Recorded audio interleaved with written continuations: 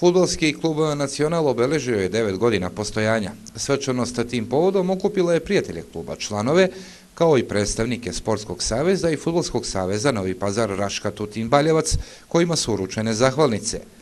Direktor kluba Almir Gegić je istakao zadovoljstvo ostvarenim u minuloj godini. Ovo je jedna organizacija, jedan Nacional Day, Nacional Family, koje održavamo svake godine, pred kraj godine, naravno, da bi svi dečaci dobili zahvalnicu od kluba za 2017. godinu, da bi smo i njima napravili isto tako jednu veliku radost, neki mali turnirčić gdje će svaki igrač dobiti zahvalnicu, medalju, pehar, naravno, najbolji pojedinci.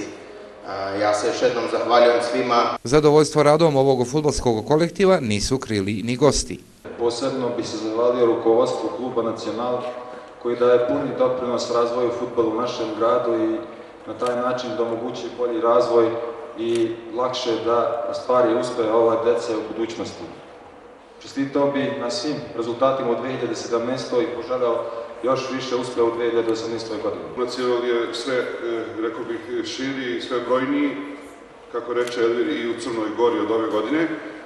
U što ne treba sumnjati kada pogledate ko je u stručnom štabu Nacionala, poput Plojevića, Gegića, Haketa, Hajrovića, Muratovića, Vecinovića.